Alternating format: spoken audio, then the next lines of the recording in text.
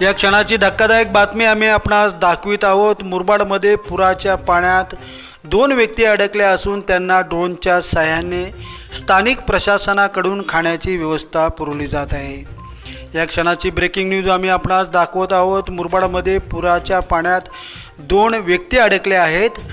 पहाटेच्या दरम्यान देवगाव गावाजवळील शंकराच्या मंदिरात हे दोघेजण गेले होते। सतत होत असलेल्या मुसळधार पावसामुळे पाण्याची पातळी वाढल्याने हे दोघे ज्येष्ठ नागरिक मंदिरातच अडकले। सदर घटना कळताच मुरबाडचे तहसीलदार अभिजित देशमुख, पोलीस प्रशासन आणि अग्निशमन पथक घटनास्थळी पोहोचले असून बचाव कार्य सुरू केले आहे। मात्र पाण्याचा प्रवाह अधिक असल्याने यात अडथळा येत असल्याचे समजते।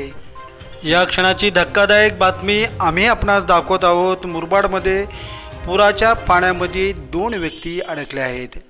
त्यांच्या बचावासाठी स्थानिक प्रशासनाकडून जोरदार प्रयत्न सुरू केले आहेत। आपण पाहतात लाईव्ह अस्मिता टीव्ही न्यूज, उमेद नव अस्तित्वाची।